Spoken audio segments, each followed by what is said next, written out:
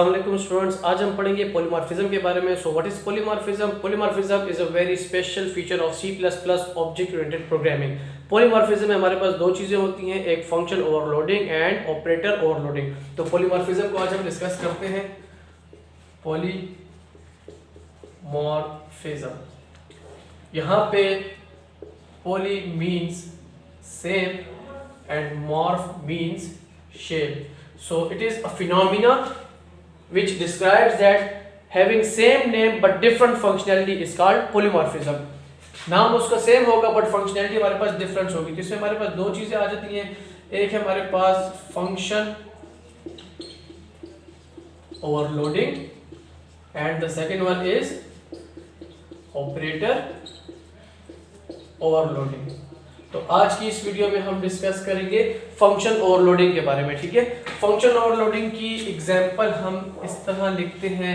Late for example मेरे पास एक function है जिसका नाम है ऐड और पैरेंथेसिस में कोई पैरामीटर मैं नहीं दे रहा। ये इस फंक्शन की body open and body close, और यहाँ पे मेरे पास एक और फंक्शन है और उसका नाम भी मेरे पास ऐड है, और यहाँ पे ये इसके पैरेंथेसिस पैरामीटर्स हैं। ये इस फंक्शन की body open and body close. Now function overloading है क्या हमारे पास? फंक्शन ओवरलोडिंग में हम बात करते हैं कि डेफिनेशन क्या है फंक्शन ओवरलोडिंग की। Functions having same name but different functionality. देखिए, आप देख सकते हैं इन दोनों फंक्शंस का नाम सेम है, दोनों का नाम ऐड है, लेकिन इनकी फंक्शनैलिटी डिफरेंट होगी। फंक्शनैलिटी मींस इसका जो लाइन ऑफ कोड है, इसकी बॉडी का कोड एंड इस फंक्शन की बॉडी का कोड में फर्क होगा, डिफरेंस होगा। अब इनमें डिफरेंस हमने कहाँ रखना है? डिफरेंस हमने इसके पैरामीटर्स में रखना है। फंक्शंस के पैरामीटर्स में डिफरेंस हम तीन तरीकों से रखेंगे। या तो हम इसकी सीक्वेंस में डिफरेंस रखेंगे, या हम इसकी क्वांटिटी में डिफरेंस रखेंगे, और या हम इसकी टाइप में डिफरेंस रखेंगे। बात हम कर रहे हैं पैरामीटर्स की। ठीक है, पैरेंथेसिस के अंदर जो हम देते हैं दो फंक्शन जिनका नाम सेम हो लेकिन उनके पैरामीटर्स में हमें डिफरेंस रखना पड़ेगा, only then we can achieve function overloading. ठीक है, अब इनके पैरामीटर्स में हम डिफरेंस किस तरह रखेंगे? एक डिफरेंस हम इस तरह रख सकते हैं कि इसकी सीक्वेंस में डिफरेंस रखें। सीक्वेंस में डिफरेंस मतलब यहां पे मैं पहला इंटीजर वेरिएबल डिक्लेयर करता हूं और दूसरा फ्लोट इंट ए कॉमा फ्लोट बी, और यहां पे मैं लिखता हूं फ्लोट ए कॉमा इंट बी। ये हो गया सीक्वेंस में फर्क। या तो हमें सीक्वेंस में फर्क रखना पड़ेगा, या क्वांटिटी में, या टाइप में। तो ये हमारे पास पहला फर्क था। सेकंड नंबर पे हम क्या कर सकते हैं? हम इसकी क्वांटिटी में फर्क रख सकते हैं। क्वांटिटी मींस यहां मैंने एक वेरिएबल डिक्लेयर किया, यहां मैं दो वेरिएबल डिक्लेयर कर रहा हूं। ये क्या है? ये पैरामीटर्स हैं जो कि पास होंगे। ठीक है, पासिंग आर्गुमेंट जिसको हम कहते हैं। And the third one is type. अगर मैं यहां पे पहले इंटीजर वेरिएबल देता हूं और तो यहां मुझे फ्लोट वेरिएबल देना पड़ेगा।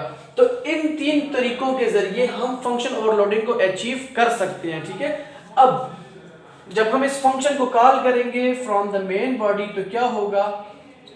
अब मेन बॉडी में जब मैं ऐड को कॉल करूंगा, फंक्शन को हम कॉल कैसे करेंगे? फंक्शन के नाम से। ठीक है, हम लिखेंगे ऐड, फंक्शन की पैरेंथेसिस लगाएंगे and terminator. Now the question is कि जब मैं इस फंक्शन को कॉल करूंगा ऐड के फंक्शन को, तो इस वक्त कौन सा फंक्शन कॉल होना चाहिए? ये वाला फंक्शन या सेकंड वन वाला function? Now it depends upon the calling time, the parameters.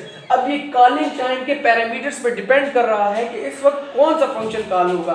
अब अगर यहाँ पे मैं एक वैल्यू देता हूँ, फॉर एग्जांपल मैं 5 लिख देता हूँ कांस्टेंट वैल्यू, तो इस वक्त ये पहला वाला फंक्शन चलेगा क्योंकि वो एक वेरिएबल को पास कर। तो इस वक्त पहला वाला वेरिएबल चलेगा क्योंकि वो एक वेरिएबल को पास कर रहा है। और अगर मैं यहां पे लिखता हूं ऐड, और इस वक्त मेरे पास फ्लोट 3.5 और दूसरा मेरे पास इंटीजर है और 5। अब आप देख सकते हैं मैं ऐड के फंक्शन को कॉल कर रहा हूं और मैं दो वैल्यूज पास कर रहा हूं, 3.5 एंड 5। मतलब पहली वैल्यू मेरे पास फ्लोट है, दूसरी वैल्यू मेरे पास इंटीजर है। नाउ एट दिस टाइम क्या होगा? कौन सा फंक्शन कॉल होगा? मेरे पास ये सेकंड वाला फंक्शन कॉल होगा। तो ये हमारे पास फंक्शन ओवरलोडिंग का कांसेप्ट है, that functions having same name, दोनों का नाम ऐड है बट डिफरेंट फंक्शनैलिटीज। फंक्शनैलिटी इनकी डिफरेंट है। यहाँ पे आपने सी आउट कुछ और लिखा होगा, ठीक है, और यहाँ पे आपने सी आउट कुछ और लिखा होगा। लेकिन इसके साथ साथ we have to maintain this differences in parameters. Differences क्या, हमें या तो सीक्वेंस में डिफरेंस रखना पड़ेगा, मतलब यहाँ पे पहला इंटीजर है दूसरा फ्लोट रखूंगा तो यहाँ पहला फ्लोट दूसरा इंटीजर रखूंगा तो ये इनकी सीक्वेंस में डिफरेंस आ जाएगा, या तो मैं इनकी क्वांटिटी में डिफरेंट रखूंगा, ऊपर मैं एक वेरिएबल डिक्लेयर करता हूँ as a local variable parenthesis में और यहाँ मैं दो वेरिएबल डिक्लेयर करता हूँ। और टाइप में फर्क ये है कि ऊपर मैंने दो वेरिएबल डिक्लेयर किए इंटीजर टाइप के, दूसरे फंक्शन में मैं दो वेरिएबल डिक्लेयर करता हूँ फ्लोट टाइप के। तो ये हमारे पास फंक्शन ओवरलोडिंग था, ठीक है। इस तरीके से हम फंक्शन ओवरलोडिंग को अचीव कर सकते हैं। तो आज की वीडियो में सिर्फ हमने यही पढ़ा है। नेक्स्ट वीडियो में हम इंशाल्लाह पढ़ेंगे ऑपरेटर ओवरलोडिंग के बारे में। तो तब तक के लिए अपना ख्याल रखें। किसी को कोई मसला हो, ठीक है, कमेंट्स में भी आप पूछ सकते हैं, मुझे व्हाट्सएप भी कर सकते हैं। तो तब तक के लिए अपना ख्याल रखिए। अल्लाह हाफिज़।